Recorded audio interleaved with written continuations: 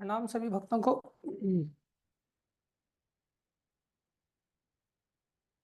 वांछा कल्पतरुभ्यश्च कृपा सिंधुभ्यः च पतितानां पावनेभ्यो वैष्णवेभ्यो नमो नमः। ओम ज्ञानं तिमिरन्धस्य ज्ञानञ्जनशलाकया चक्षुरुन्मीलितं येन तस्मै श्रीगुरवे नमः। गुरवे गौरचन्द्राय राधिकाय तदालये कृष्णाय कृष्णभक्ताय तद्भक्ताय नमो नमः। हरे कृष्णा। सभी का हार्दिक अभिनंदन है, स्वागत है। आज हम भगवत कृपा से 15वें अध्याय में प्रवेश कर रहे हैं। कल 3 गुणों को हमने देखा था और हमने देखा कि कैसे हम स्वतंत्र नहीं है, हम सभी भगवान की प्रकृति जो है उसके अधीन है और दुख पा रहे हैं संसार में अधीनता के कारण। कहावत है ना, पराधीन सपने सुख नहीं। जो किसी दूसरे के अधीन हो उसको सपने में भी सुख नहीं मिलता। तो वास्तविक सुख इतनी दूर की बात है हमारे लिए। लेकिन हम सभी संसार में खोए हुए हैं, इसलिए हमें इस चीज का एहसास एहसास नहीं है। तो भगवान ने फिर बताया कि तीनों गुणों में कैसे व्यक्ति बंधा हुआ है। बोले सतोगुण में सुख के कारण बंधा हुआ है, रजोगुण में कामनाओं के कारण बंधा हुआ है और तमोगुण में पागलपन के कारण बंधा हुआ है। दूसरे शब्दों में, सतोगुणी हम जब जीवन जीते हैं तो ज्ञान के आधार पर जीवन जीते हैं। रजोगुणी जब जीवन जीते हैं, इच्छाओं के आधार पर हमारी जीवन की शैली होती है। मैं चाहे ये करूं, मैं चाहे वो करूं, मेरी मर्जी। और बाद में जब कैंसर हो जाता है तब सारी मर्जी निकल जाती है उसकी। जब तरह तरह की बीमारियां हो जाती है तो सब मर्जी साइड में खड़ी करनी पड़ जाती है उसको, फिर मर्जी नहीं चलती। तमोगुनी जो जीवन होता है वो अज्ञानता के कारण होता है। उसका आधार मूर्खता होती है, पागलपन होता है। तो इस प्रकार से 3 प्रकार की जो जीवन शैली जीते हैं वो संसार में निरंतर बंधे रहते हैं। इन तीनों गुणों से ऊपर व्यक्ति ही अपने आप को बचा सकता है और भगवान की भक्ति का सुख लेते हुए भगवान के धाम को जा सकता है। जब तक भगवत धाम में कोई व्यक्ति नहीं जाएगा तब तक उसको इन गुणों से, बंधनों से मुक्ति नहीं मिलेगी। व्यक्ति को चाहिए, हम सभी जीवों को चाहिए कि हम सभी भक्ति करके, कौन सी भक्ति करके? अव्यभिचारी भक्ति। अव्यभिचारी भक्ति जब करेंगे तो गुणान समतीतेतान, इन तीनों गुणों के अंतर्गत जो समय समय पर हम कभी पागलपन से बन जाते हैं तो कभी शास्त्र की इच्छा अनुसार थोड़ा कार्य कर लेते हैं, कभी अपनी इच्छा अनुसार कार्य करते हैं। तो कभी हमारे जीवन में सतोगुण हमें चलाता है, कभी रजोगुण चलाता है, कभी तीनों, हाँ, ये तमोगुण चलाता है। ये दर्शाता है कि हम तीनों गुणों के अंदर ही देश काल परिस्थिति के अनुसार प्रभावित होते रहते हैं और इसके बंधनों को फेस करते रहते हैं। लेकिन अगर हम भगवान की अव्यभिचारी भक्ति करते हैं तो क्या होगा? गुणान, इन सभी गुणों से मुक्त हो जाएंगे और ब्रह्म भूयाय कल्पते, भगवत में हमारा जीवन हो जाएगा। वास्तव में कृष्ण भावना में हम जीवन को जी सकेंगे और भगवान की प्राप्ति करेंगे। इसके पश्चात 15वें अध्याय की शुरुआत होती है जिसमें भगवान जीव को समझा रहे हैं कि भाई शरण में तो तुम्हें आना पड़ेगा। हम कई बार क्या सोचते हैं, दोनों हाथों में हमारे लड्डू खाने को मिल जाए, अजामिल की तरह संसार को भी भोगने को मिल जाए और बाद में विमान भी आ जाए। ऐसा साथ साथ नहीं आता। अजामिल ने जब तक संसारी भोग भोगे तो उसके लिए आखिर में यमदूत ही आए, विमान नहीं आया था। और जब उसने निर्णय लिया कि नहीं, मुझे इन 10 बच्चों को, जिनको कि मैंने पैदा किया है, पत्नी है जो वेश्या के साथ मैंने गमन किया था, मैंने अपना सारा जीवन का समय व्यतीत किया है, अब मैं इसे कैसे छोड़ दूं? वो बोले नहीं, छोड़ना तो पड़ेगा। वैष्णवों की बातों को सुन करके जो यमदूतों के समय में आए थे, प्रभावित हुआ। और अजामिल प्रभावित होने के बाद समझ में आ गया कि दोनों पांवों पर, दोनों नावों पर पैर रख करके नहीं चला जा सकता। हमें अपने जीवन में चुनाव तो करना ही पड़ेगा कि हमें फिर से ये यमदूत चाहिए, या फिर भगवान के धाम का विमान विष्णु दूतों के द्वारा जब आए तब हम उसमें बैठ करके अपने निज लोग, हमारी जो वास्तविक घर है, हम वहां चले जाए। इस बात को भगवान ने क्लियर करते हुए यहाँ पर ये बात बताया कि भौतिक जीवन में हमें विमुखता लानी पड़ेगी। विमुखता मतलब विपरीत मुख, उसके कहते हैं विमुख। सम्मुख मतलब सामने मुख। आज हम भगवान से विमुख हो गए, भगवान से उल्टे हो गए, भगवान से विपरीत कर लिया हमने मुंह को, और संसार में भगवान की माया की ओर सम्मुख हो गए। तो हमें माया जगत का ज्ञान होना चाहिए कि हम माया की ओर भगवान को छोड़ करके क्यों पागलों की तरह भागते जा रहे हैं, भागते जा रहे हैं। दूसरों को भी बुला रहे हैं, भैया तू भी आ जा, देखना कितना सुख है, कितना आनंद है। तो भगवान इस रहस्य को यहाँ पर प्रकट कर रहे हैं कि ऐसे काम नहीं चलेगा। तुम्हें शरणागति पूरी तरह से संसार से विमुख होकर के लेनी पड़ेगी। संसार से विमुख होने की आवश्यकता क्या है? यहाँ तो इतने बड़े आनंद की बात है, यहाँ तो सब सुख मिलते रहते हैं, हर इंद्रिय का सुख संसार में उपलब्ध है। तो यहाँ तो बड़ी संतुष्टि है। भगवान की ओर आ जाएंगे तो पता नहीं, बीमार हो जाएंगे तो दवाई मिलेगी कि नहीं मिलेगी, कोई गारंटी नहीं है, क्योंकि भगवान दिखाई थोड़ी दे रहे हैं। संसार में तो संसार की सब चीजें दिखाई दे रही। सोचते हैं कपड़े मिलेंगे कि नहीं, भगवान की शरण में आ जाएंगे तो कौन देगा? अरे मूर्ख से मूर्ख व्यक्ति भी, मेरा एक सगा चाचा जो उम्र में मेरे से छोटा है, पहले समय में काफी संतानें होती थी, तो वो मेंटली थोड़ा डिस्टर्ब था। इतना, हाँ, बचपन से ही पैदाइशी उसको दिक्कत थी। लेकिन वो भी मेरे को समझा रहा है एक दिन, अरे भैया तू बूढ़ा हो जाएगा तो तेरे को रोटी कौन देगा, ब्याह कर ले, शादी कर ले।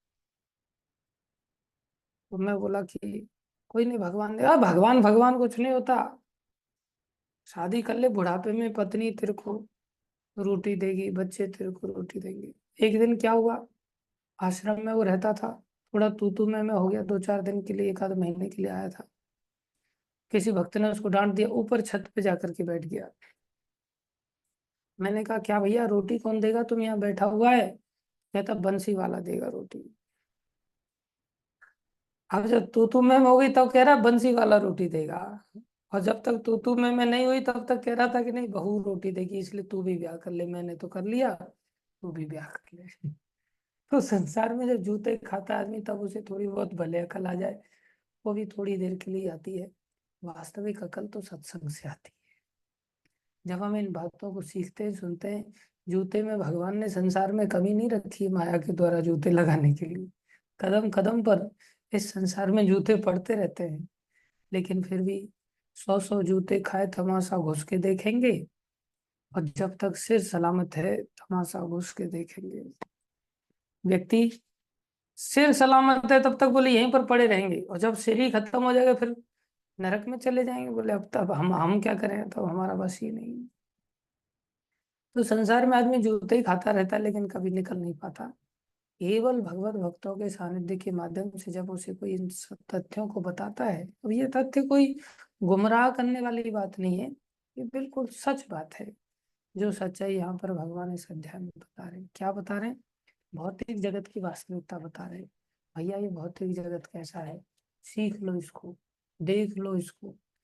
इस बात से सुन करके सीख लो तो ज्यादा अच्छा है, देख करके सीख लो तो भी अच्छी बात है, अनुभव करके सीख लो तो भी अच्छी बात है। लेकिन तुम कैसे भी नहीं सीख सकते तो फिर तो तुम गधे ही हो, क्या कर सकते। तो भगवान कृपा करके हमें सत्संग के माध्यम से सुना रहे हैं, अर्जुन के माध्यम से इस रहस्य को प्रकट कर रहे हैं। क्या बता रहे हैं कि जो भौतिक से जगत है, ऊर्ध्वमूलम अधो शाखा। अर्जुन, लोग मेरी शरण में क्यों नहीं आ पाते? क्योंकि वो संसार के चक्कर में पड़े रहते हैं, लेकिन उनको इस संसार की भयावहता का ज्ञान नहीं है कि संसार कितना भयानक है। संसार कैसा है, भगवान इस भौतिक संसार के रहस्य को प्रकट कर रहे हैं। क्या बता रहे हैं? ऊर्ध्वमूलम, ये ऐसा पेड़ है जिसकी जड़ें मूल ऊपर की ओर हैं। अधो शाखा, जिसकी शाखाएं नीचे की ओर है। अश्वत्थम प्राहुरम अव्ययम, इसको एक प्रकार से वट वृक्ष जैसा कहा जाता है, जिसमें अनुभव के लिए आदमी थोड़ा भगवान एनालॉजी दे रहे हैं कि जैसे वट वृक्ष होता है, उसकी खासियत क्या होती है, ऊपर से जड़ें आती है उसकी, और ऊपर से जड़ आकर के फिर नीचे आती जमीन में, फिर वो जमीन को पकड़ लेते, फिर वहां से एक और पेड़ बन जाता है, फिर आगे पेड़ बनता है, फिर वहां से जड़ें निकलती हैं। ऐसे करके कई बार ऐसे ऐसे वट वृक्ष देखे जाते हैं जो कई एकड़ में विस्तारित हो जाते हैं। तो एक तो भगवान ये एनालॉजी इसलिए दे रहे हैं कि संसार में खाली विस्तार होता रहेगा इस वृक्ष का, उसमें कोई बहुत महत्वपूर्ण फल नहीं लगता, लेकिन वृक्ष का फालतू में विस्तार जरूर होता रहता है। इसलिए भगवान कह रहे हैं ये चीज को समझो, ये संसार कैसा है, जिसकी जड़ें ऊपर हैं और मूल नीचे है। अश्वत्थ की तरह उसको बताया गया है। लेकिन ऐसा वृक्ष देखने में और अच्छी तरह से अगर कोई देखना चाहता है तो उसको सरोवर वगैरह के किनारे देखने को मिलेगा। सरोवर के किनारे तो नारियल आदि के वृक्ष देखे जाते हैं, हाँ, लेकिन उनकी जड़ें नीचे होती हैं, शाखाएं ऊपर होती हैं। शाखा नीचे दिखाई दे, जड़ ऊपर दिखाई दे, ऐसा वट वृक्ष में भी नहीं देखा जाता। बोले ऐसा देखा जाता है तालाब के अंदर किसी वृक्ष का जब रिफ्लेक्शन होता है, तालाब के अंदर दिखाई देता है वो वृक्ष, तो उसमें क्या दिखाई देता है, बोले उसमें भी जो वृक्ष की ऊपर की वास्तविकता है वो रिफ्लेक्शन के कारण नीचे दिखता है। बोले ये संसार बिल्कुल ऐसा ही है। अब मान लो कोई आम का वृक्ष है, किसी तालाब के किनारे है, और आपको खाने हैं आम, आम रस आपको पीना है, आम चूसना है, और आपको वो आम ऊपर भी दिख रहा है उस पेड़ पर, अगर आप उस पेड़ की ओर देखेंगे तो, और वो आम आपको तालाब के अंदर भी दिख रहा है जब आप नीचे की ओर देखेंगे तो, दोनों ही ओर आप देख सकते हैं और दोनों ही ओर आपको आम दिखाई देगा। कोई कहे किसने देखा आम ऊपर की ओर है, ऊपर नजर ही नहीं डालोगे तो आपको ऊपर आम कहाँ दिखाई देगा, आपको उसके लिए नीचे से नजर हटा के ऊपर उठाओगे तब दिखाई देगा ना। बहुत सारे लोग किसने देखे भगवान, तो संसार से तुम पहले घुमाओ तो सही खोपड़ी को, तब दिखाई देगी तुम्हें भगवान। जब तुम संसार से खोपड़ी हटा ही नहीं रहे तो बोले भगवान कैसे दिखाई दे, तो कैसे दिखाई देंगे।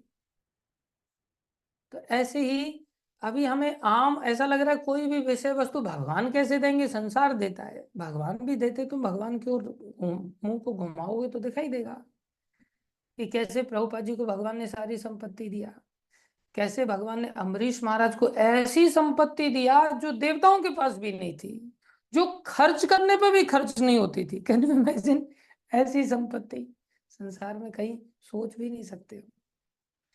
ऐसा भगवान का नियंत्रण कि सुदर्शन चक्र से ही सारा शासन हो जाता था। आदमी सोचता है अरे सब चीजें कैसे चलेंगी, सब छोड़ छाड़ करके माला ही करेंगे तो फिर सब कंट्रोल कैसे होगा, सब सिस्टम कैसे बना रहेगा, चीजें स्मूथ कैसे रहेंगी, लोग तो लूट लूट करके चले जाएंगे। नहीं, ऐसा नहीं होता। भगवान के संरक्षण में जाने पर भगवान अपनी दैवी शक्तियों से सब चीजों को कंट्रोल कर लेते। अम्बरीश महाराज के लिए जब समस्या पैदा हुई अब दुर्वासा ऋषि के रूप में, तो सुदर्शन जी प्रकट हो गए। ऐसे ही वहां सीसीटीवी कैमरे नहीं लगाने पड़ते थे, रिसर्च नहीं करना पड़ता था कि कहीं चोरों से बचाने के लिए भाई जगह जगह पे चौराहों पर सीसीटीवी कैमरे सेट करो। वहां सुदर्शन चक्र थे, जैसे ही कोई व्यक्ति चोरी करने की चेष्टा करता सुदर्शन चक्र प्रकट हो जाते थे, आदमी डर जाता था, किसी की हिम्मत ही नहीं होती थी। भक्तों के लिए भगवान ऐसी लीला करते हैं, जो भक्त नहीं है उनके लिए संसार में माया शक्ति के द्वारा फिर कार्य होते हैं। तो भगवान यहाँ क्या सिखा रहे हैं कि भैया ये जो संसार है, संसार एक उल्टे पेड़ की तरह है जो तालाब के अंदर प्राय देखा जाता है। वास्तव में उसकी वास्तविकता इतनी है कि वो केवल दिखाई दे रहा है, बाकी प्रैक्टिकल एक्सपीरियंस में वो वास्तविकता नहीं है। मतलब मतलब यह है कि आम दिख रहा है लेकिन आपको आम रस का स्वाद मिलने वाला नहीं है। अगर आप नीचे की ओर देखेंगे तो आप छलांग लगाएंगे तो आपको आम रस तो बाद में मिलेगा। आप पहले आम को ही पकड़ के दिखा दो, आम ही नहीं मिलेगा तो हम क्या खाओगे? जब आम हाथ में आ ही नहीं रहा है तो आम को प्राप्त कैसे करोगे? आम दिख रहा है लेकिन आम मिलेगा नहीं। ऐसे ही संसार में सुख दिख रहा है लेकिन सुख रूपी वस्तु तुम्हारे हाथ में ही आने वाली नहीं है। तो सुख रूपी वस्तु ही हाथ में नहीं आने वाली तो फिर उसमें से सुख कहाँ से निकाल पाओगे तुम? कभी संभव नहीं है। इसलिए भगवान ने इस रहस्य को पहले से लेकर के 5वें श्लोक तक बताया कि इस वृक्ष की शाखाएं ऊपर तथा नीचे फैली हैं और प्रकृति के तीनों गुणों द्वारा पोषित होती है। इसकी टहनियां इंद्रिय विषय हैं।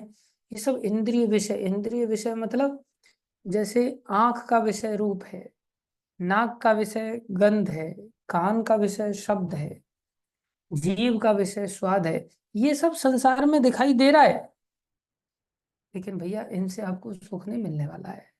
और आज तक मिला क्या? मिला तो बहुत क्षणिक मिला, जो कि नगण्य है। एक प्रकार से किसी भी चीज में सुख नहीं मिलता। इस वृक्ष की जड़ें नीचे की ओर भी जाती हैं जो मानव समाज के सकाम कर्मों से बंधी हुई हैं। ऊपर तो जड़ें हैं ही, नीचे भी हमारे कर्मों से जड़ें और फैलती चली जाती हैं और संसार विस्तारित होता चला जाता है। इसलिए भगवान ने इस वृक्ष के बारे में क्या कहा? बोले असंग शस्त्रेण दृढ़ेन छित्त्वा। आसक्ति, असंग माने संग, संग माने आसक्ति, असंग माने ना होना, जहां आसक्ति नहीं है। असंग शस्त्रेन, अनासक्ति का शस्त्र उठाओ। दृढ़ेन, दृढ़ता से। ऐसा नहीं कि मुझे कोई आसक्ति नहीं है और जैसे छोड़ने की बात आती है रोने लग जाते, नहीं नहीं नहीं मेरी मम्मी का क्या होगा, पापा का क्या होगा। मम्मी पापा तो राक्षस हैं, राक्षस। अच्छा, लेकिन जब पापा कुछ फल ला करके दे देते, ओहो पापा बहुत बढ़िया है, मम्मी बहुत बढ़िया है, मेरा कितना ख्याल रखते हैं, मेरा कितना गुणगान करते हैं, मेरा कितना ध्यान रखते हैं, कुछ ज्यादा ही प्रेम करते हैं, कितने अच्छे हैं। इसका मतलब थोड़ी देर के लिए अनासक्ति हुई थी और फिर आसक्ति हो जाती है। दृढ़ता नहीं होती हमारे अंदर। भगवान कह रहे हैं असंग शस्त्रेण दृढ़ते दृढ़ेन छित्त्वा। तीसरे श्लोक की आखिरी लाइन। इस वृक्ष के वास्तविक स्वरूप का अनुभव इस जगत में नहीं किया जा सकता। अर्थात वास्तविक स्वरूप ऐसा संसार में कोई ऐसा आपको वृक्ष दिखाई नहीं देगा। प्राय कोई भी नहीं समझ सकता इसका आदि कहाँ है, अंत कहाँ है और इसका आधार कहाँ है। आइडियली ब्रह्मलोक से वृक्ष चालू होता, हम संसार में समझ ही नहीं सकते इस वृक्ष को इस तरह से। लेकिन मनुष्य को चाहिए, देखो कैसी विचित्र बात है, जब आदि मध्य अंत दिखाई नहीं दे रहा है फिर भी मनुष्य को चाहिए कि इस दृढ़ मूल वाले, ये जड़ें बहुत खतरनाक हैं। एक आध वृक्ष ऐसा होता है जिसको पकड़ो फटाक से निकल के आ जाता है, जड़ सहित बाहर आ जाता है। लेकिन कुछ ऐसी जड़ें फैल जाती हैं वृक्षों की जिसको आप छोटा सा है फिर भी उखाड़ नहीं सकते। बोले ये संसार का वृक्ष इतना खतरनाक है जिसकी जड़ें बहुत दूर दूर तक फैली हैं। इस दृढ़ मूल वाले वृक्ष को विरक्ति के शस्त्र से काट दिया जाए। देखो भगवान का सीधा आदेश है कि भाई वैराग्य ले लो और इस आसक्ति को काट डालो। दो नावों पर पैर रख करके आप भगवान की प्राप्ति नहीं कर सकते, काटना ही पड़ेगा। ये मैं नहीं कह रहा हूँ, लोग मेरे को ऐसे ही बदनाम करते रहते हैं कि प्रभु जी ऐसे ही लेक्चर लेते हैं बस। क्यों भैया, मैं क्यों ऐसे लेक्चर लूंगा? मेरे को कहाँ से लेक्चर लेने के लिए सीखने को मिलता है? गीता जो बता रही मैं पढ़ के सुना रहा हूँ, आप खुद पढ़ सकते हो। तत्पश्चात ऐसे स्थान की खोज करनी चाहिए। पहले तो काट डालो। कई बार आदमी क्या सोचता है ना, आदमी सोचता है प्रभु जी पहले मेरे को भगवान दिखा दो ना, भगवान का धाम दिखा दो पहले, तब मैं छोड़ूंगा। अरे तुम्हें पहले छोड़ना पड़ेगा, तब जाकर के आप दूसरी चीज की अनुभूति करोगे। इसलिए भगवान कह रहे तत्पश्चात ऐसे स्थान की खोज करनी चाहिए जहां जाकर लौटना ना पड़े। लौटना ना पड़े मतलब भगवान क्या सिखा रहे हैं यहाँ पर? इस संसार में से आपको निकलना पड़ेगा। दूसरा एक ऐसा जगत है जहां से लौटना नहीं पड़ता, निकलना नहीं पड़ता। मतलब भगवान दिखा रहे हैं कि ये संसार हमारा घर नहीं है। दूसरे शब्दों में हम पैसे वैसे ही पागलपन दिखा रहे हैं यहाँ पर, और आसक्त होकर के कुछ ज्यादा ही इन्वॉल्वमेंट दिखा रहे हैं। ये ऐसे ही कि मान लो किसी होटल में गए हम, और होटल के कमरे में चले गए, और वहां जाके ओहो इसका पर्दा ठीक नहीं, लाओ भाई पर्दा लेके आते हैं। अरे रे देखो यहाँ की कुर्सी सड़ गई है, दीमक लग गया है, लाओ यहाँ का फर्नीचर चेंज कर देते हैं। देखो इसके टाइल खराब हो गई, लाओ लाओ इसकी टाइल्स चेंज कर देते हैं। इस प्रकार से आदमी उस कमरे में दुनिया भर का खर्च किए जा रहा है, किए जा रहा है, किए जा रहा है। क्या होटल का मालिक उसको हमेशा के लिए उस कमरे में रहने देगा? होटल का मालिक देखेगा, अरे यार रेंटेड प्लेस है, तुम्हारे बाप का कमरा थोड़ी है, ये तुम्हें थोड़ी देर के लिए भाड़े पर दिया गया था, तुम्हें इस पर कब्जा ही करने लग गए। तो जैसे ही उसको पता चलेगा ये तो यहाँ विस्तार कर रहा है, ये तो निकलने का नाम ही नहीं ले रहा है, उसको चाहे उसने कितना भी बदलाव कर दिया उस कमरे में, लात मार करके बाहर कर दिया जाएगा। क्या संसार में ऐसा देखने को नहीं मिलता? हम इस संसार में जो कि रेंटेड हाउस की तरह है, हम इस संसार में सुंदर सुंदर घर बनाते हैं, बहुत सारे चेंजेस करने का प्रयास करते हैं, लेकिन एक दिन हमें इस संसार से निकाल दिया जाता है। क्या बुद्धिमानी है कि हम किसी भाड़े की जगह पर पैसा खर्चा करें? बुद्धिमानी। बेयर नेसेसिटीज के साथ अपने जीवन को जीते हुए हमें यहाँ से बाहर निकलना चाहिए, और निकलना ही पड़ेगा, चाहे हम कितने भी दुनिया के एम्पायर बन जाएं, एम्परर बन जाए दुनिया की एम्पायर को इकट्ठी करके। सिकंदर ऐसा ही था, 32 साल की उम्र में, मात्र 16 साल की अवस्था से उसने चालू किया, और 16 वर्ष मेहनत किया, 16 वर्ष में मेहनत करके वो दुनिया का राजा बन गया था एक प्रकार से। और जब दुनिया का राजा बन गया, एक दिन अचानक से उसने बहुत खजाने भर लिए, सब कुछ हो गया, अचानक से उसको पता चला कि उसको एक बीमारी लगी है, और पता चला कि उस बीमारी में उसके पास अब ज्यादा समय नहीं है, हार्डली उसके पास 1 हफ्ते का समय है, बस 1 हफ्ते के अंदर अंदर वो मर जाएगा। क्या हम में से संसार में ऐसी जानकारी नहीं मिलती डॉक्टरों से कि भाई अब आपके पास टाइम है, अब ले जाओ भाई इसको, अब सेवा करो, बस अब दवाइयाँ असर नहीं होगी? क्या ऐसा प्राय सुनने को नहीं मिलता? प्राय मिलता है। इसको भी डॉक्टरों ने बता दिया तो इसको तो पैरों तले जमीन निकल गई। फिर इसने क्या किया, अपने मंत्री को बुलाया, और मंत्री को बोलता है देखो भाई, मेरा एक कहना मानना तुम, मेरा एक कहना मानोगे? बोले बताइए साहब क्या कहना मान, क्या आप आपकी बात सुननी? बोले एक काम करना, जल्दी मेरा शरीर छूटने वाला है। तो बोले तो? बोले जब मेरा जनाजा निकाला जाए तो मेरे दोनों हाथ उस जनाजे में से, ताबूत में से बाहर होने चाहिए, अर्थी में से बाहर होने चाहिए। और क्या होना चाहिए? बोले मेरी अर्थी को उठाने वाले मेरे डॉक्टर्स होने चाहिए। और क्या होना चाहिए? बोले पूरे रास्ते में सोने चांदी को बिखेर दिया जाए। तो मंत्री बोले लगता है राजा पागल हो गया है, मौत सर पे आकर के खड़ी हो गई, 4 दिन बाद शरीर छूटने वाला है, इसलिए अब बड़बड़ा रहा है, कुछ भी बोल रहा है। बोले आप पागल तो नहीं हो गए? वो बोले मैं पागल नहीं हो गया, मैं ठीक कह रहा हूँ। बोले क्या मतलब? बोले मैं लोगों को ये बात सिखाना चाहता हूँ कि मात्र 16 साल के अंदर मेहनत मेहनत करके इतना बड़ा एम्पायर कमाया, लेकिन जिन डॉक्टरों से मैं हमेशा उम्मीद करता था कि ये मेरी रक्षा करेंगे, वही डॉक्टर बोल रहे हैं कि आपके पास मात्र 5 दिन है, इसलिए डॉक्टर मेरी रक्षा नहीं कर सकते। इसलिए इन डॉक्टरों को भी बोल करके बोलना कि ये मेरी अर्थी को यही उठाएंगे, जिससे समाज को पता चले कि डॉक्टर ही मारने वाले हैं, दूसरे शब्दों में डॉक्टर बचा नहीं सकते। बोले ठीक है, लेकिन हाथ बाहर करने का मतलब क्या? बोले इतना आपने दिमाग लगा करके मेहनत करके, इतना मात्र छोटी सी आयु में आपने दुनिया को कमा लिया, दुनिया को पता चले कि देखो मैं इतना कमाने के पश्चात भी कुछ लेके नहीं जा रहा हूँ। चलो मैं कुछ लेके नहीं जा रहा हूँ, लेकिन कोई मेरे साथ बांध दे तो मैं उसे शायद उठा करके ले जाऊं। बोले सब चीजें यहाँ मिट्टी में पड़ी हुई है, सोने चांदी गहने जितने भी हैं, कुछ भी मेरे साथ भी नहीं जा सकता, न मैं लेके जा सकता हूँ, न इनमें से कुछ मेरे साथ स्वयं जा सकता है। इसलिए मुझे यहाँ से सब छोड़ करके जाना पड़ेगा। ये संसार की वास्तविकता है। ये वो रेंटेड हाउस है जहाँ से हमें धक्के मार के निकाल दिया जाएगा।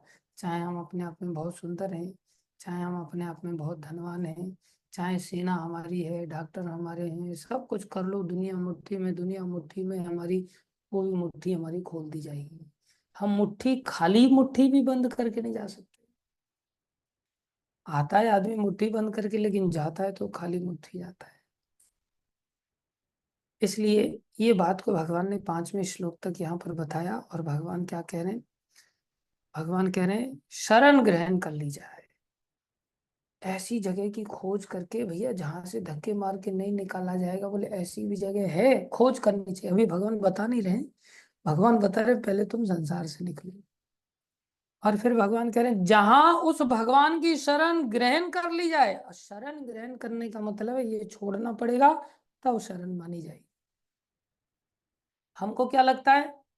भगवान का नाम जपो और गाड़ी आ जाए, ओहो कृपा हो गई भगवान की, देखो मैंने शरण ली भगवान की और मेरे ऊपर कृपा हो गई, मैं कितना बड़ा भक्त हूँ। ये भक्त नहीं माने जाते। असली भक्ति ये नहीं है। लेकिन भगवान फिर भी ऐसे लोगों को भक्त मानते हैं कि अर्थार्थी अगर कोई है, आर्थ कोई है, संसारी चीजों को पा करके, उसको भी अगर कोई मेरा नाम जपता है तो मैं उसको संसार की चीजें दे देता हूँ, लेकिन उसको एक ना एक दिन ये चीज जरूर रियलाइज कराएगी। ये संसार में कोई भी चीज मैंने पाई, आखिर वो मेरे लिए बंधन ही सिद्ध हुई, मेरे लिए मुक्ति सिद्ध नहीं हो पाई। इसलिए भगवान की वास्तविक शरणागति का अर्थ क्या है? छोड़ के शरण ली जाए।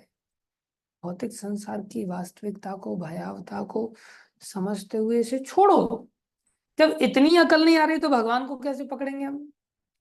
जब यही होश नहीं आ रहा है कि ये संसार में सब कुछ नश्वर है, ये रेंटेड हाउस है, यहाँ से धक्के मार के, इतने बेवकूफ हैं हम, तो फिर भगवान की ओर जाएंगे कैसे? हम तो इस संसार में ही चिपके रहेंगे। इसलिए भगवान शरणागत किसको मान रहे हैं यहाँ पर? शरणागत उस व्यक्ति को मान रहे हैं जो वैराग्य लेकर के भगवान की शरण में निकला है। हाँ, हमें तो संसार में, हाँ, राग इतना ज्यादा है कि वैराग्य तो बहुत दूर की बात है। इतना राग है कि ऐसा लगता है कि money is sweeter than Honey. ये तो शहद से भी ज्यादा अच्छी लगती। शहद को कहते हैं मधु। मधु कितना अच्छा लगता है, मधु मतलब शहद। और आपको पता हो, सृष्टि के आरंभ होने से पहले भगवान के कानों से मधु और कैटब पहले प्रकट हुए। मधु का अर्थ क्या है? बोले मधु कैटब ये दोनों राक्षसी थे, लेकिन मधु कैसा राक्षस था? बोले मधु मतलब राग। राग मतलब जो बहुत अच्छा लगता है, जो शहद जैसा होता है, इसलिए उसका नाम मधु था। जो अच्छा लगता था, हम सबको अच्छा लगता है, लेकिन है वो राक्षस। दूसरे शब्दों में शुगर कोटेड पॉइजन है, जहर, लेकिन ऊपर से मिठास का एक लेयर लगा दिया गया है। ज्यादातर मिठाइयाँ ऊपर लेयर पे बिकती है, आपने देखा होगा। हम सब ऐसे ही संसार के राग में फंस जाते हैं। संसार मधु की तरह है, जो शहद से भी ज्यादा अच्छा लगता है, जिसमें पैसा विशेष रूप से, जो छूटने का नाम नहीं लेता, जबकि है वो पक्का जहर। और संसार में उसी व्यक्ति की प्रशंसा की जाती है जिसने जहर को छोड़ दिया, वो उसको पागल माना जाता है। पागलों के समाज में बुद्धिमान को पागल माना जाना स्वाभाविक ही है, इसमें कोई नई बात नहीं, आश्चर्य नहीं करना। भक्तों के समाज में अगर कोई कहे कि कहाँ तुम पैसा धेला छोड़ करके आ गया, नौकरी चाकरी छोड़ के आ गया, अब समझ सकते हैं कि चलो इसने पागलपन किया है। भक्त लोग तो खुश हो जाते हैं। अरे रघुनाथ दास गोस्वामी जितना, जिनका इतना बड़ा एम्पायर था, इतना बड़ा एम्पायर था, वो कपड़े की बटन भी नहीं लगाते थे खुद के हाथों से। पहनने के बाद नौकर चाकर उनके बटन लगाते थे। हम लोगों को भी जिस दिन दूल्हा बनते हैं ना, उस दिन खुद से बटन नहीं लगाता व्यक्ति, नाते रिश्तेदार उसको कपड़े पहनाते हैं, बटन लगाते हैं। उसको कहते हैं किंग फॉर ए डे। और फिर बाकी दुनिया भर की बटनें खुद लगानी पड़ती उसको जीवन भर के लिए, slave for whole life. Raghunath Das Goswami ऐसे नहीं थे। इतने बड़े अमीर व्यक्ति थे कि एवरी डे उनकी बटन दूसरे लगाते थे। अरे बाथरूम में नहाने के लिए जाते थे तो कमल की पंखुड़ियां उस रास्ते में बिछाई जाती थी जिससे कि वो बाथरूम जा सके।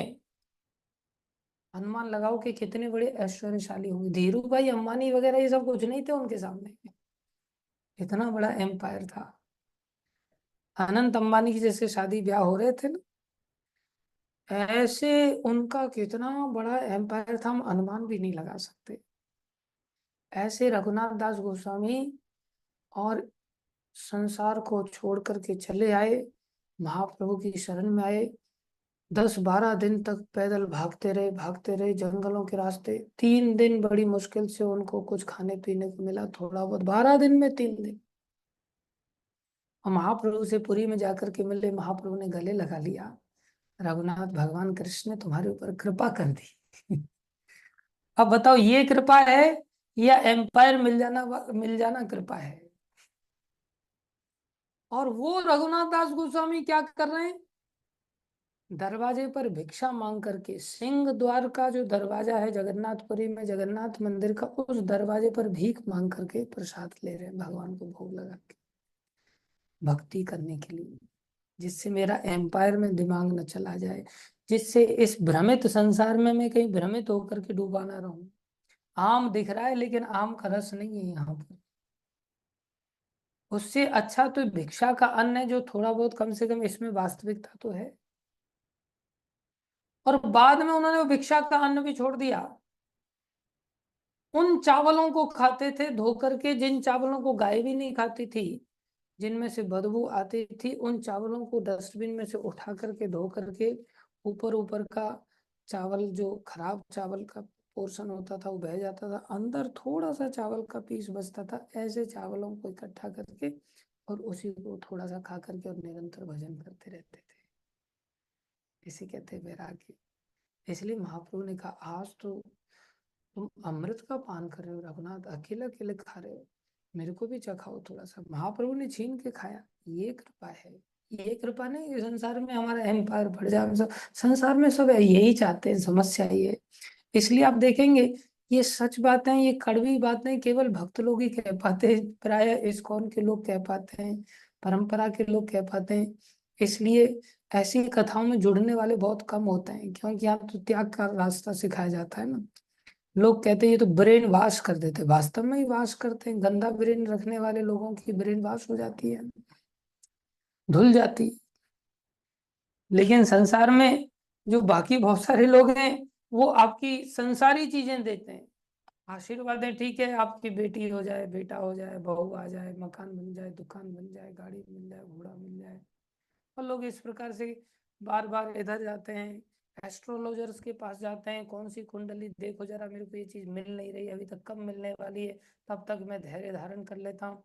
वो कहेगा 10 साल बाद मिलने वाली, पक्का मिलेगी ना 10 साल? बोले हम पक्का मिल जाएगी, चिंता मत करो। आदमी संतुष्ट हो जाए, चलो 10 साल ही निकाल लेता। फिर थोड़ा जल्दी नहीं मिल सकता है ना, तुम 10-20 हजार रुपया दे दो, मैं 5 साल कम कर देता हूँ, थोड़े तुम्हारे नाम का जप कर देता हूँ, भगवान से प्रार्थना कर देता हूँ, तुम्हें जल्दी दे देंगे। व्यक्ति खुश हो जाता है। तो ऐसी जगहों पर आपको दुनिया भर की भीड़ मिलेगी, दुनिया वहां टूट पड़ती है जहाँ उनकी इच्छाओं की पूर्ति होती है। और जहाँ जिनका मकान दुकान सब छुड़वाने की बात होती है ना, वहां व्यक्ति दोबारा नहीं भटकता। और ना अपने परिवारी जनों को भटकने देता है। तो भी मत जाना वहां, सब छीन लेंगे, सब छुड़ जाता है। जैसे सदा सदा के लिए कभी छोड़ने वाला है ही नहीं। ज्योतिषी से पूछो जाकर के कभी, ये सब कब छूटेगा? हो सकता है ज्योतिषी की बाकी बातें झूठ भी साबित हो जाए, लेकिन वो ये बात जरूर प्रामाणिकता से बताएगा कि 100-125 साल बाद तो तुम्हारा सब छूटने वाला है ही। ये बात जाकर के सुनो ना, थोड़ा सा पूछो ना। और ये सच भी होने वाली है। जब सच होने वाली है, ये कोई पूछता ही नहीं, सब पूछते प्राप्त कब होने वाला है, पत्नी कब आने वाली है, नौकरी कब आने वाली है, छोकरी कब आने वाली है, लड़का कब होने वाला है, लड़के की बहू कब आने वाली है।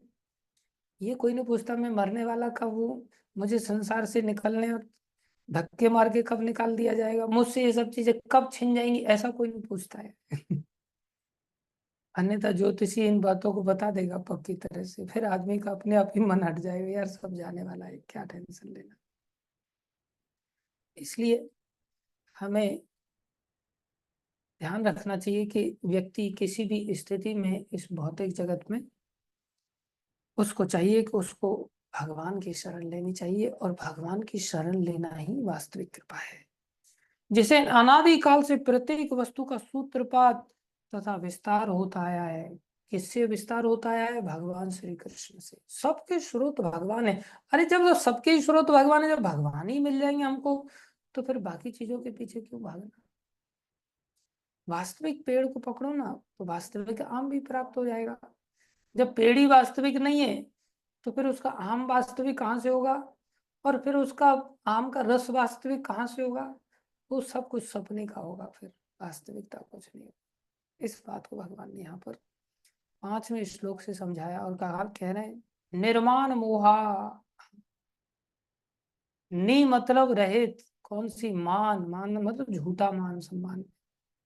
भगवान कह रहे हैं, जो झूठी प्रतिष्ठा मोह तथा कुसंगति से मुक्त है, जो शाश्वत तत्व को समझते हैं, जिन्होंने भौतिक काम को नष्ट कर दिया है, ये सब भौतिक कामनाएं हमारे चित्त में बैठी, जो सुख तथा दुख के द्वंद से मुक्त हैं, और जो मोह रहित होकर परम पुरुष के शरणागत होना चाहते हैं, होना चाहते हैं। कौन होना चाहते हैं? जो मुक्त हैं इन सब चीजों से, वही होना चाहते हैं। जो मुक्त नहीं हो तो यही चाहेंगे ना, क्योंकि आसक्ति जहाँ है आदमी वही तो चाहत करता है। किसी के मकान में आसक्ति है तो सोचेगा मकान में बढ़िया कलर हो जाए साहब, तो मकान से रिलेटेड चाहत होंगी ना उसकी, इसके दरवाजे ठीक हो जाएं, इसमें पर्दा चेंज कर देते हैं, इसकी टाइल चेंज कर देते हैं।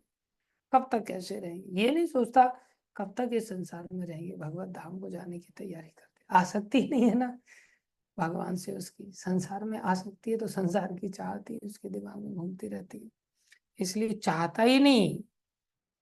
भगवान यहाँ कह रहे हैं, जो शाश्वत तत्व को समझते, अभी तक शाश्वत तत्व समझा ही नहीं, जिन्होंने भौतिक काम को नष्ट कर दिया, जो सुख तथा दुख के द्वंद से मुक्त हैं। ये सब द्वंद है संसार में। वास्तव में संसार में सुख नाम की चीज है ही नहीं।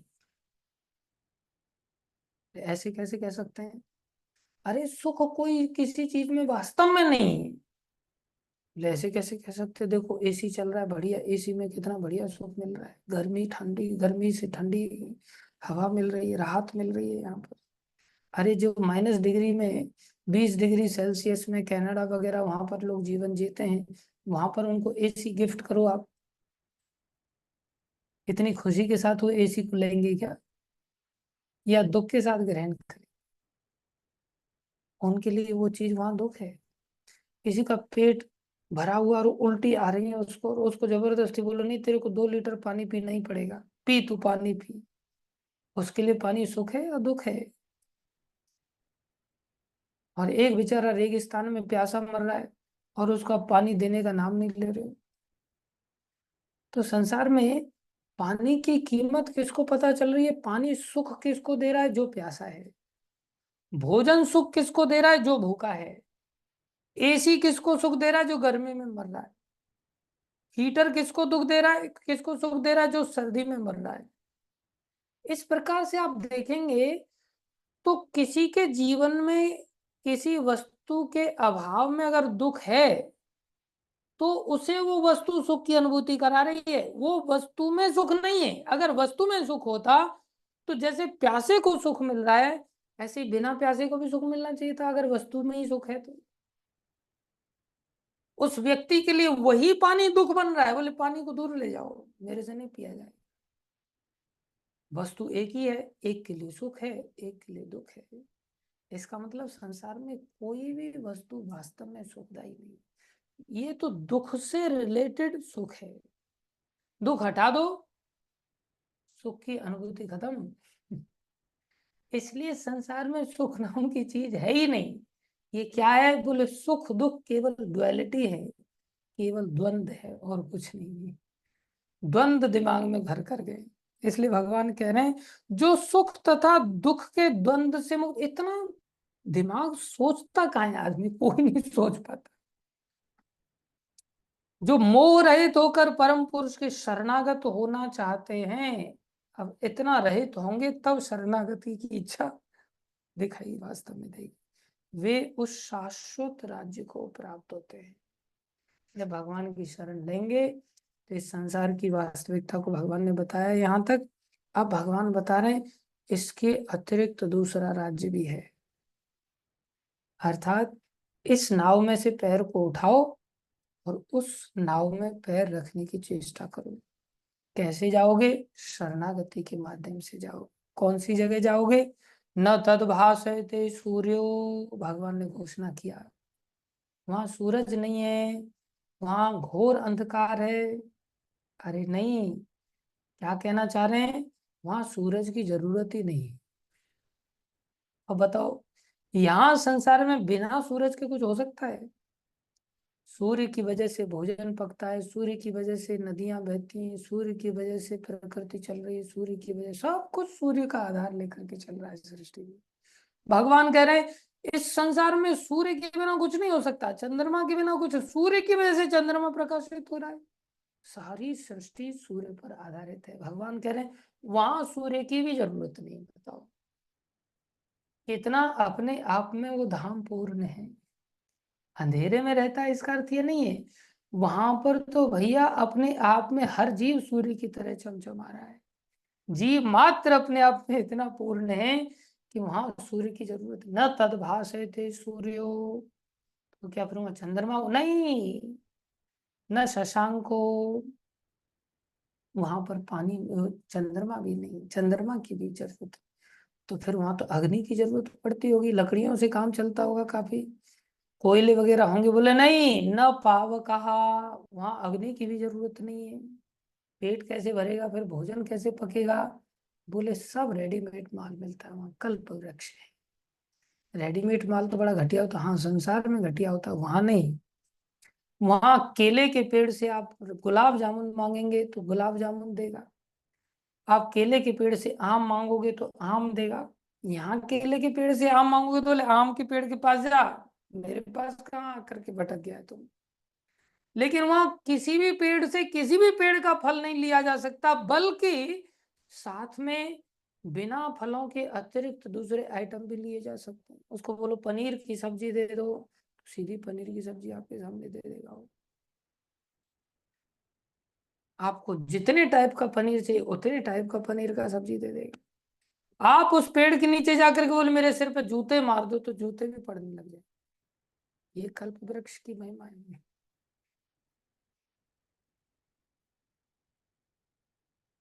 तो संसार में भगवान का धाम की ऐसी बात चल रही है, भगवान उस धाम के बारे में अभी इसे श्लोक से बता रहे हैं। और धाम की महिमा क्या बता रहे हैं? यद गत्वा न निवर्तन्ते, बोले वहां जाकर के लौट के आएंगे ही नहीं। अरे भैया वहां नहीं जाना, फिर वहां तो कैद हो जाएंगे। अरे मूर्खों, कैद नहीं, धक्के मार के यहाँ से निकाला जाता है। वहां से ऐसे नहीं निकाला जाएगा। आपकी इच्छा है घूमने के लिए आने की तो आप आ जाना।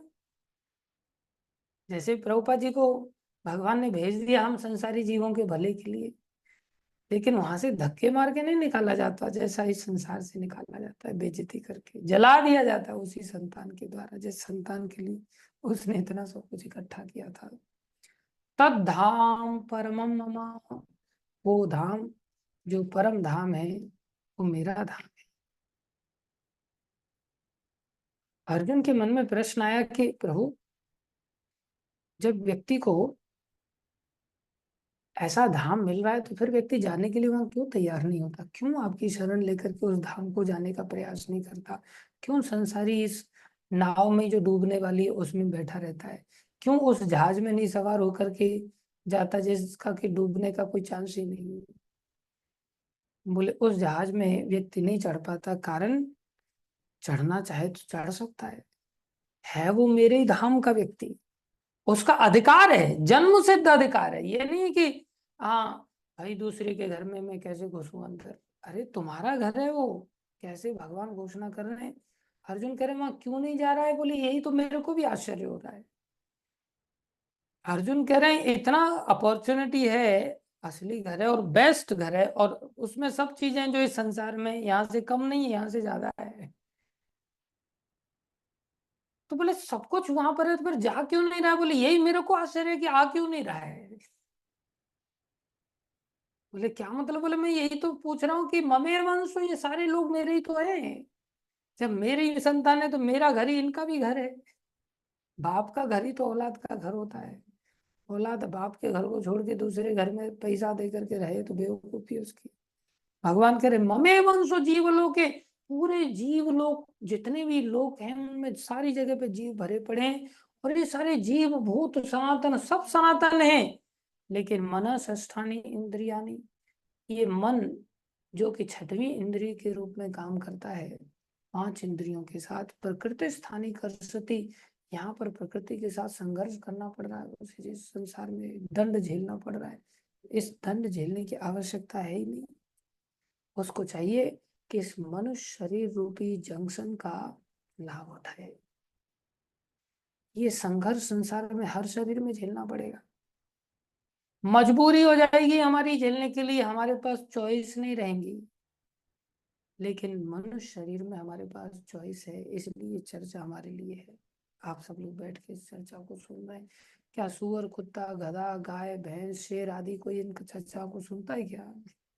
और सुन करके क्या वो ऐसा डिसीजन ले सकता? सुना भी दो पकड़ के आप जबरदस्ती, क्या वो ऐसा कर सकता है? उसके पास चॉइस नहीं। आप शेर के पास जाकर के ये नहीं कह सकते शेर ये ले तू घास खा। शेर के पास एक ही चॉइस है, वो है मांस। और आप गाय के पास ये नहीं कह सकते गाय ये ले तू मांस खा। गाय के पास एक ही चॉइस है, वो है घास। शेर के पास मांस और गाय के पास घास। लेकिन किसी मनुष्य के पास जाकर के वेटर जरूर पूछता है मांस या घास, क्या चॉइस है आपकी, वेज या नॉन वेज, क्या चाहते हैं आप? हमारे पास ये चॉइस है। इसलिए जो ट्रेन जंक्शन पर जब खड़ी रहती है तो वहां से चॉइस रहती है व्यक्ति के पास कौन सी जगह जाना है। स्टेशन में और जंक्शन में यही अंतर होता है। स्टेशन में क्या है, जिधर से आ रही है दूसरी ओर उधर ही जाना है उसने, और कोई बीच में से कोई दूसरी दिशा नहीं है।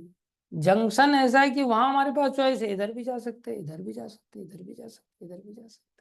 भगवान हमें इस मनुष्य शरीर की महिमा का ज्ञान कराते हुए कह रहे अरे तुम मेरे पास आओ, तुम मेरे हो, तुम संसार में क्यों गोते खा रहे हो, संसार में क्यों संघर्ष कर रहे हो? कितने आश्चर्य की बात है कि जीव संसार में संघर्ष कर रहा है।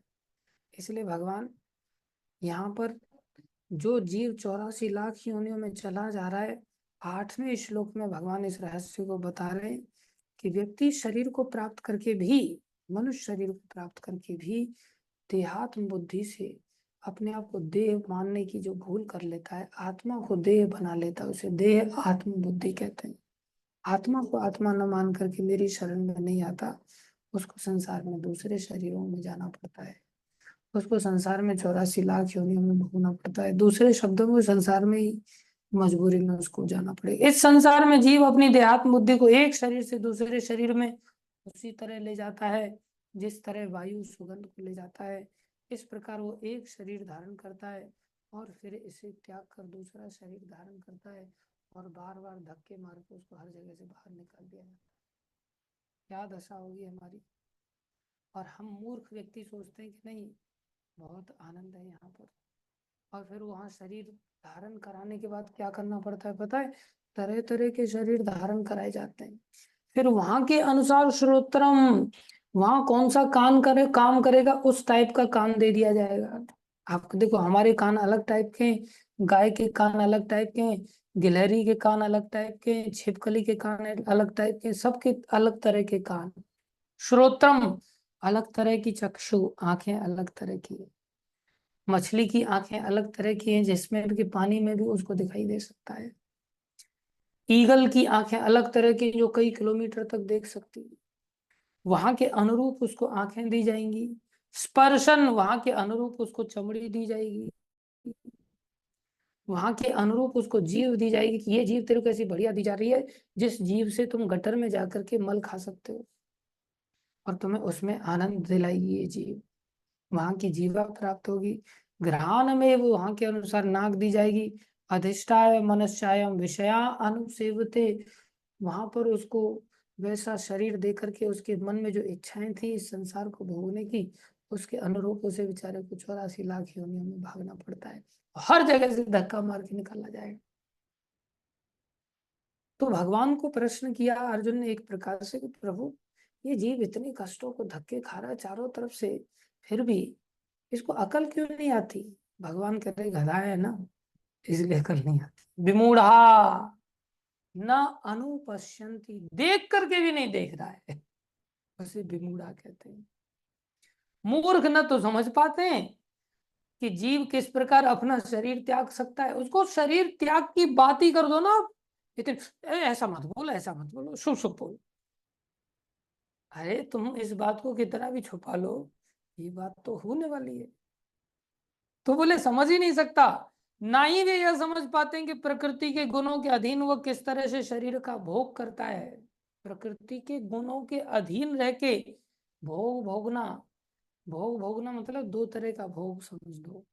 एक होता है व्यक्ति भाई 56 भोग खा रहा है, अलग अलग वैरायटी को भोग, बोले बड़े भोग भोग रहा है, एक तो उसको भी भोग भोगना कहते हैं। एक कहते हैं जिस व्यक्ति को कोढ़ हो गया हो, टांग टूट गई हो, आंखें फूट गई हो, बेचारे का सब रोगों से भंडार रोगों का घर बन गया हो, उसको क्या कहते हैं? अपने भोग भोग रहा है, उसको भी भोग भोगना कहते हैं। कर्मों के भोगों को भोग रहा है बेचारा। तो भगवान यहाँ पर यही कह रहे हैं, ये मत सोचना शरीर का भोग करता है, शरीर मतलब शरीर का दंड पा रहा है वो, दंड रूपी भोगों को भोग रहा है। इस संसार में कोई सुख है ही नहीं, तो भोग वो वाला भोग कैसे हो सकता है आनंद वाला? यहाँ तो भोग कौन सा वाला है? दंड वाला है। लेकिन बेवकूफ व्यक्ति इसे समझ नहीं पाता। कैसे नहीं समझता? उल्टा खुश होता है, बोले ऐसे कैसे आप बात करते हो, हमें तो यहाँ खुशी का अनुभव होता है। बोले हाँ होता है। कैसे होता है? पहले जैसे उदाहरण के लिए हमने उदाहरण दिया था, जैसे प्लेन में आप चल रहे हैं, दिल्ली से बॉम्बे जा रहे हैं समुद्र देखने के लिए, तो बाद में अनाउंसमेंट हुआ, बड़े आप खुशी खुशी से प्लेन में सवार होकर के जा रहे थे, अनाउंसमेंट हुआ आपका प्लेन हाईजैक कर लिया गया है आतंकवादियों के द्वारा।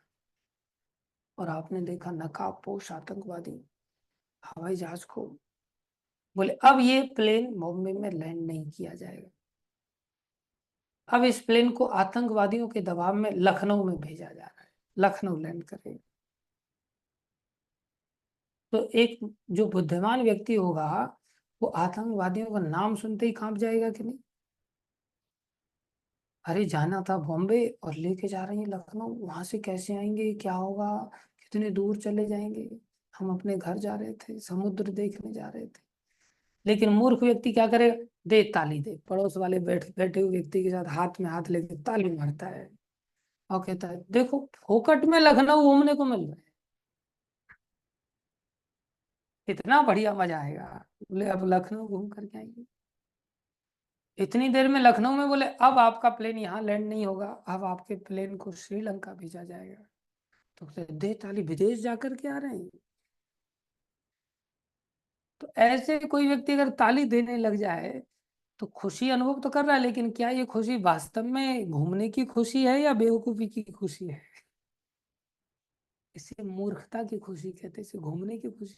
ऐसे कोई कहे अब आपको अगला जन्म सुअर का मिलेगा, तो आदमी दे ताली, मेरे को अब गटर में घूमने को मिलेगा, कोई व्यक्ति खुश हो जाए मेरी तरह, तो मूर्ख है ना, कोरा मूर्ख है। इसलिए इस प्रकार से जो व्यक्ति नहीं समझ पाता, कारण क्या है? उसका अज्ञान, अज्ञान था कि न अनुपश्यंती, पश्यंती ज्ञान चक्षुषा, कौन देख सकता है इस रहस्य को और अपने आप को बचा सकता है? बोले जिसके पास ज्ञान चक्षु है। इसलिए व्यक्ति को चाहिए कि वो भगवान के इस विषय को समझे कि संसार में भी कुछ प्राप्त हो रहा है भैया, वो भी भगवान से प्राप्त हो रहा है, भगवान ही सबसे सर्वे सर्वा है। इस संसार में भी भगवान की दया से ही प्राप्त होगा और धाम में भी भगवान की दया से तो फिर निश्चित रूप से प्राप्त होगा, संदेह करने की जरूरत ही नहीं। लेकिन जिसके पास दिमाग है नहीं, वो क्या सोचता है, अच्छा दूध कहाँ से आ रहा है पता? बोले डेयरी से आ रहा है। सब दूध कहाँ से आ रहा है? डेयरी से आ रहा है, इतना ही लोगों को पता होता है। मूर्ख व्यक्ति की पहचान होती है। वो क्या सोचता है? डेयरी वाले को संतुष्ट करने के लिए पैसा इकट्ठा किया जाए। लेकिन और ज्यादा बुद्धिमान होता है, वो क्या सोचता है? दूध कहाँ से आ रहा है? बोले गाय से आ रहा है। डेयरी में कहाँ से आया था? गाय से आया था। बोले गाय से कहाँ से आया? बोले घास खाने से आया। और बोले घास कहाँ से आई? बोले घास बरसात से आई। जमीन में बरसात हुई तो घास आई। बोले बरसात कहाँ से हुई? बोले बरसात समुद्र से हुई। बोले समुद्र से बरसात कैसे हो गई? बोले अपने आप हो जाती है समुद्र से बरसात। सूर्य से गर्मी उठती है, पानी ऊपर उठ जाता है। चलो पानी ऊपर भाप बन गया, तो भाप को वहां पर पहाड़ों तक लेकर के कौन गया बरसात के रूप में? ये कोई नहीं सोचता। चलो मान लो अगर ये ऑटोमेटिक सिस्टम हो भी, तो उसको पूछो बोले पानी कहाँ से आया? पानी इतना समुद्र की इतनी अगाध राशि का पानी बनाया किसने? उसके बारे में कभी सोचा है? बोले वो पानी भगवान ने बनाया, हम पानी नहीं बना सकते। भूमि किसने बनाई? भगवान ने बनाई। सूर्य किसने बनाया? भगवान ने बनाया। उस गाय को एक क्षमता किसने दी कि घास खाए और दूध निकाले? ऐसी कोई मशीन आज तक कोई साइंटिस्ट नहीं बना पाया कि एक ओर से घास डालो, दूसरी ओर से दूध निकल के आ जाए। उस गाय को किसने बनाया ऐसा? भगवान ने बनाया। इसलिए संसार में सारी वस्तुएं देखने वाला कौन है फिर? भगवान है। लेकिन इतना दूर तक हम सोचते ही नहीं। इसलिए जो ज्ञान चक्षु रखते हैं, आत्म साक्षात्कार को प्राप्त प्रयत्नशील योगी जन, जो शरणागत होकर के प्रयत्नशील योग मार्ग को अपनाते हैं, सब स्पष्ट रूप से देख सकते हैं। लेकिन जिनके मन विकसित नहीं है, जो छोटे बच्चे हैं और आत्म साक्षात्कार को प्राप्त नहीं है, वे प्रयत्न करके भी या नहीं देख पाते कि क्या हो रहा है। उनको दिखाई कुछ नहीं देता। इसलिए भगवान यहाँ पर उस ज्ञान के बारे में चर्चा कर रहे हैं कि भैया इस ज्ञान को समझो और मूर्ख बन करके मत जीवन जियो। एक व्यक्ति प्रभुपाद जी के पास आकर के कहता है, प्रभुपाद मैं सीमेंट फैक्ट्री का मालिक हूँ। प्रभुपाद कहते तुम चोर हो। अरे प्रभुपाद मैं चोर नहीं हूँ। बोले नहीं तुम चोर हो। अरे मेरा घर का बिजनेस है, मैं क्यों चोरी करूंगा? बोले इसीलिए तो मैं कह रहा हूँ तुम चोर हो। प्रभुपाद जी बार बार कह रहे तुम चोर हो। बोले मैं समझा नहीं। बोले समझे इसलिए नहीं, तुम्हारे घर की तुमने बिजनेस डाल दिया, घर का कंपनी है, घर का फैक्ट्री है। लेकिन अच्छा ये बताओ तुम्हारा सीमेंट बनता कैसे है? बोले पहाड़ से बनता है, पत्थर तोड़ करके लाते हैं, उसको पीसते हैं, तब जाकर के उस प्रकार से सीमेंट बनता है। पहाड़ किसने बनाया? बोले पहाड़ भगवान ने बनाया। तो बस पहाड़ जब पत्थर किसका हो गया? बोले भगवान का। तो फिर फैक्ट्री किसकी होगी? बोले भगवान की। तो बोले इसीलिए मैंने मेरी फैक्ट्री का नाम गोविंद फैक्ट्री रखा है। तो प्रभुपा जी कह रहे हैं फिर तुम छोटे चोर हो। नहीं वो कह रहे इसलिए मैंने, बोले सीमेंट तो मैं, बोले मैं चोर नहीं, मैं दान देता हूँ। प्रभुपा जी कह रहे ठीक है तुम दान देते हो लेकिन हो छोटे चोर, तुम्हें गोविंद सीमेंट फैक्ट्री का नाम रखना चाहिए था। टोटली ये भगवान का ही है, और तुम क्या दान दोगे? ये है ही भगवान का। भगवान ने तुम्हें दिया है और तुम सोच रहे हो भगवान को दे रहे हो। प्राय आदमी क्या सोचता है ना, बनिया लोग प्राय 5 लाख रुपया का मुनाफा हो जाता है तब 5,000 रुपया दान देते हैं। हाँ। कबीरदास कहते हैं कबीरा सब जग छाणिया। बोले सारा जग मैंने देखा छान करके अच्छी तरह से। और बोला, बोले भगत नहीं देखा सोनार और बाणिया। बोले जो सोनार का काम, सोने का काम करता है और जो बनिया है, बोले ये लोगों को कभी भक्त नहीं देखा गया। कबीरा सब सब जग छाड़िया, भगत ने देखा सोनार और बाणिया। बोले बनिया लोग तो बहुत भक्त देखे जाते हैं, जितने भी मंदिर आश्रम धर्मशालाएं सब गौशाला आदि चल रही सब बनिया हो गई, धन से तो चल रही। बोले हाँ बनिया लोग दान करते हैं, रामचंदी निकालते, राम जी के नाम का चंदा निकालते हैं, लेकिन तब निकालते हैं 5 लाख का फायदा होता है तब 5,000 निकालते हैं। फायदे को देख करके निकालते हैं। इसलिए इनको भक्त नहीं मानते कबीरदास। भगवान भक्त मानते हैं इनको, चलो जो भी है थोड़ा बहुत सहयोग कर रहा है, लेकिन फिर भी भगवान की नजर में शुद्ध भक्त नहीं, निष्काम भक्त नहीं। कबीरदास जी की नजर में ये लोग निष्काम भक्त नहीं, ये अपने फायदे के अनुसार दान धर्म करते हैं। वास्तविक भक्त तो उसको कहते हैं जो सर्वस्व भगवान के चरणों में समर्पित कर देता है। क्या सोच करके? भगवान की सत्ता को जान करके कि सब कुछ तो भगवान से आ रहा है, हमसे आ क्या रहा है, हमारी औकात क्या है। अर्जुन के इस बात को सुनकर के भगवान आगे अभी 11वें 12वें श्लोक से लेकर के 15वें श्लोक तक अपने इस ज्ञान को प्रकाशित करते हैं कि व्यक्ति पहुंच क्यों नहीं पा रहा है भगवान की शरण में? बोले पहुंच इसलिए नहीं पा रहा है, जीव को बेचारे को ज्ञान नहीं। तो भगवान अपने बारे में बताते हैं, सूर्य का तेज जो सारे विश्व के अंधकार को दूर करता है, भगवान कह रहे हैं भैया वो सूर्य का तेज मुझसे निकलता है, हाँ, मुझसे ही निकलता है। और चंद्रमा तथा अग्नि का तेज भी मुझसे उत्पन्न है। ध्यान दो, दो तरह के, तीन तरह के तेज हैं। सूर्य का तेज अलग टाइप का है, चंद्रमा का प्रकाश अलग टाइप का है, अग्नि का प्रकाश अलग टाइप का है। सूर्य का प्रकाश ऐसा है जो गर्मी करता है, और चंद्रमा का प्रकाश ऐसा है जो ठंडक देता है। ऐसी विचित्र प्रकाश है। एक ही जैसा होता तो भगवान केवल सूर्य का ही नाम लेते। अलग अलग तरह के प्रकाश है। आगे भगवान क्या कह रहे हैं, मैं प्रत्येक लोक में प्रवेश करता हूँ और मेरी शक्ति से सारे लोग अपनी कक्षा में स्थित रहते हैं। मैं चंद्रमा बनकर समस्त वनस्पतियों का जीवन रस प्रदान करता हूँ। ये रहस्य हम जानते, हर अध्याय में भगवान ने इस ज्ञान को बताया। क्यों नहीं व्यक्ति आ पा रहा है? बोले ज्ञान की समस्या है, सत्संग की समस्या है। बिनु सत्संग विवेकन होई, राम कृपा बिनु सुलभ सोई। भगवान बता रहे मैं समस्त जीवों शरीरों में पाचन अग्नि, देखो हम कितने बेवकूफ हैं। हम सोचते हैं सारा शरीर मेरे वश में है। हमने बताया 5% ही हमारे वश में, बाकी सब भगवान चलाते हैं। कैसे चलाते हैं? भगवान कह रहे हैं हमारे बारे में, अरे तुम्हारे भोजन को भी मैं ही पचा रहा हूँ, पाचन अग्नि के रूप में, जठर अग्नि के रूप में। अहम वैश्वानरो भूत्वा प्राणिनाम देहम आश्रित, मैं ही प्राणियों का देह प्राण आदि सब कुछ मैं ही हूँ। प्राणापान समायुक्त पंचाम्य अन्नम चतुर्विधम, भगवान कह रहे हैं सब कुछ मैं ही अन्न को पचाता हूँ। श्वास प्रश्वास जो प्राण वायु है, 4 प्रकार के अन्नों को मैं पचाता हूँ। और भगवान क्या कह रहे हैं, मेरी शक्ति तो देखो, सर्वस्य चाहम हृदय सन्निविष्टो मत्तः स्मृतिर्ज्ञानम अपोहनम च वेदैश्च सर्वैरहमेव वेद्यो वेदांत कृत वेद विदेव चाहम।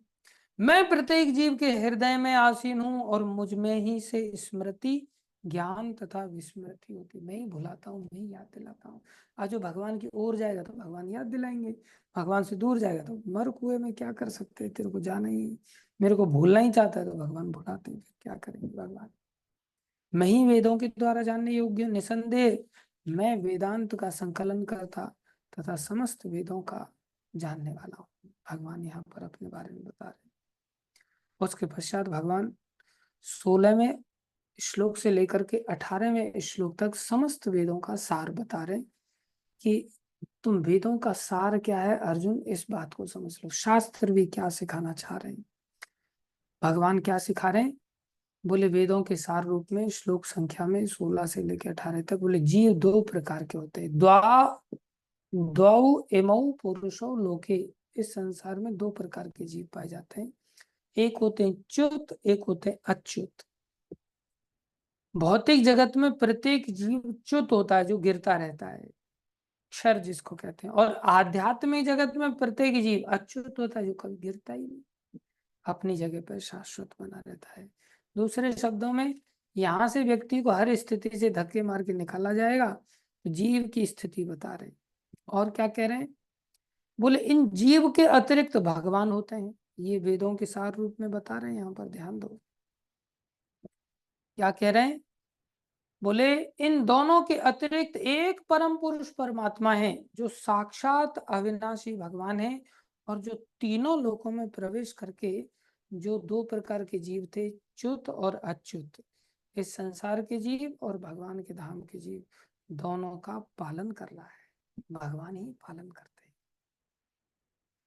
भगवान क्या कह रहे हैं अभी, चूंकि मैं क्षर तथा अक्षर दोनों से परे हूं, च्युत अच्युत दोनों प्रकार के जीवों से भगवान परे हैं। चूंकि मैं सर्वश्रेष्ठ हूँ, अतः मैं इस जगत में तथा वेदों में परम पुरुष के रूप में विख्यात हूँ। तुम्हें मेरी शरण लेनी चाहिए। जो कोई, अब देखो भगवान क्या कह रहे हैं, जो कोई मुझे संशय रहित होकर पूर्ण पुरुषोत्तम भगवान के रूप में जानता है, वह सब कुछ जानने वाला है। तुम मुझे जान लो बस, सब जान गए फिर। अतएव हे भरत पुत्र, वो व्यक्ति मेरी पूर्ण भक्ति में रत रहता है। कौन भक्ति में लगा रहेगा, कौन शरणागत होगा? जो मेरे को जान जाएगा। जो जानेगा ही नहीं, उसको मेरी शरण में क्यों आने की इच्छा करेगी? वो बेचारा आ ही नहीं पाएगा। जानने वाला तो भक्ति को छोड़ नहीं पाएगा।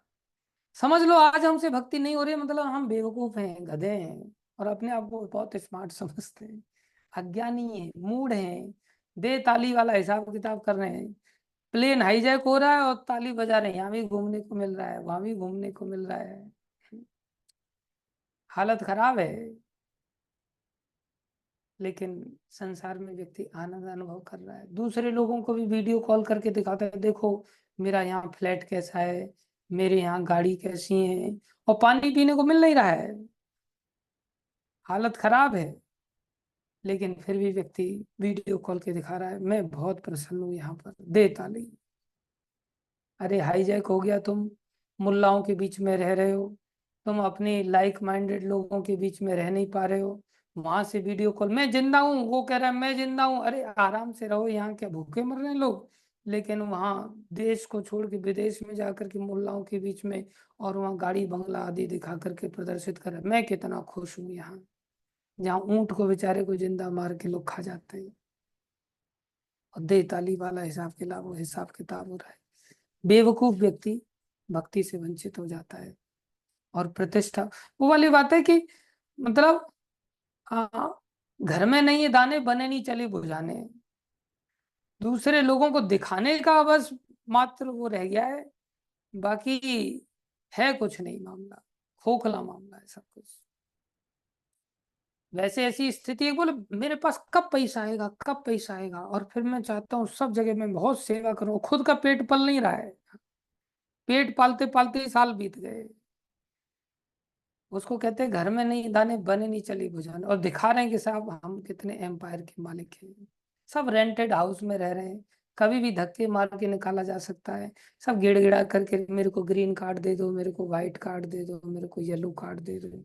आदमी इस तरह से गिड़गिड़ा करके तल विचाटता हुआ संसार में रह रहा है, और भगवान की भक्ति से वंचित हो जाता है। भगवान यहाँ आखिरी श्लोक में बता रहे हैं, इति गुह्यतमम शास्त्रम, हे अर्जुन मैंने तुम्हें गुह्यतम ये शास्त्र का बात बता दिया है, इदम उक्तम मया अनघ, हे अनघ तुम पाप रहे तो देखो, पापी व्यक्ति के भाग्य नहीं है जो इन बातों को सीख सके, समझ सके, सुन सके, सुन ही नहीं सकता, समझ में तो क्या खाक आएगा उसके। पाप कर्म हम जब तक करेंगे ना, ये बातें हमें ना सुनने को मिलेंगी, ना हम समझ में आ पाएंगी, एग्जीक्यूट करना तो बहुत दूर की बात है। भगवान ने यहाँ घोषणा किया है, मैंने तुम्हें गुह्यतम ज्ञान, सारे रहस्य की बात बोले मैंने तुम्हें बता दिया। क्या बता दिया? जिससे कि तुम भक्ति कर सको, तुम अनग हो, तुम्हें ये बातें समझ में आ रही हैं। इसलिए सर्वाधिक गुप्त अंश है जिसे मैंने अब प्रकट किया है, जो कोई इसे समझता है भगवान की जानकारी के अनुसार, वह बुद्धिमान हो जाएगा, और उसके प्रयास पूर्ण होंगे। कौन से प्रयास पूर्ण होंगे? सुख पाने के प्रयास पूर्ण होंगे। अगर हम ऐसे बुद्धिमान नहीं है, इस ज्ञान से वंचित है, हमारे प्रयास कभी पूर्ण नहीं होने वाले हैं। हवाई किल्ले बनाते रहो, बाद में यही कहोगे मरने के बाद ही सुखी होंगे, हे परमात्मा उठा ले, अब तो बहुत हो गया संसार, कभी उसको सुख नहीं मिल सकता। इसलिए हमारे प्रयास अंत में विफल हो जाएंगे। मौका है हमारे पास प्रयास करने का भी, अभी हम कर सकते हैं। इसलिए क्या प्रयास करें?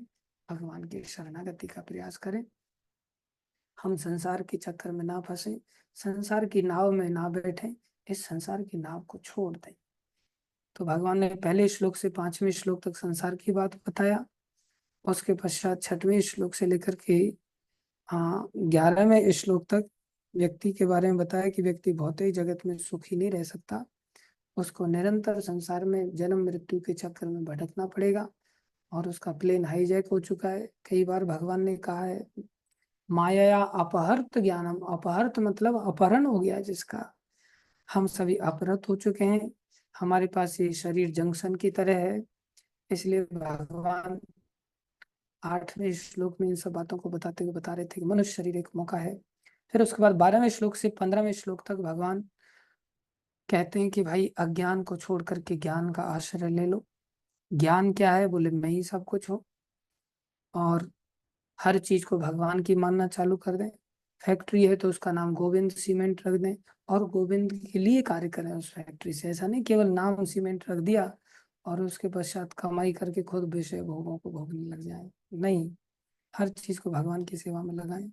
उसके बाद 16वें श्लोक से लेकर के 18वें श्लोक तक भगवान ने वेदों का सार बता दिया कि 2 प्रकार के जीव होते हैं और इन सब से श्रेष्ठ मैं हूँ। जो मुझे जान जाता है वो मेरी भक्ति करता है। और ये गुह्य ज्ञान वेदों का मैंने तुम्हें आखिरी श्लोक के माध्यम से पूरी तरह से बता दिया अर्जुन। और वो बुद्धिमान है, उसके प्रयास पूर्ण होंगे सुख पाने के। बाकी लोग बेचारे लोहे के चने चबाएंगे और अपने दांतों को तोड़ेंगे, उनको वास्तविक चने नहीं मिलेंगे। वास्तविक चना मिलेगा तो पेट भी भर जाएगा, आनंद भी आएगा। तो सभी भक्त लोग इस ज्ञान से युक्त करें हम अपने आप को, और संसार के चक्कर में ना फंसे, संसार से विमुख हो जाए और भगवान के प्रति सम्मुख हो जाए। ये बात ध्यान रखें। धन्यवाद सभी भक्तों का धैर्य पूर्वक श्रवण करने के लिए। भगवान की वाणी भगवत गीता की जय, श्री प्रभुपाद की जय, श्री गुरु महाराज की जय, अनंत कोटि वैष्णव वृंद की जय, आप सब भक्तों की। हरे कृष्ण। कुछ लोग अब लिखने लग गए, I am not a body, I am a soul. ये बहुत अच्छी बात है, ये बहुत दुर्लभ है, लेकिन अब जीना भी पड़ेगा। ऐसे लोगों को बोला जाए कि बॉडी नहीं है भैया, बालों को उड़ा दो, तो उनको बाल मुंडन करने की ताकत भी होनी चाहिए। ये नहीं कि मैं फिर बॉडी बन जाऊं। चलो इतना लिखने लग गई, ये भी अच्छी बात है। धन्यवाद सभी भक्तों का। हरे कृष्ण।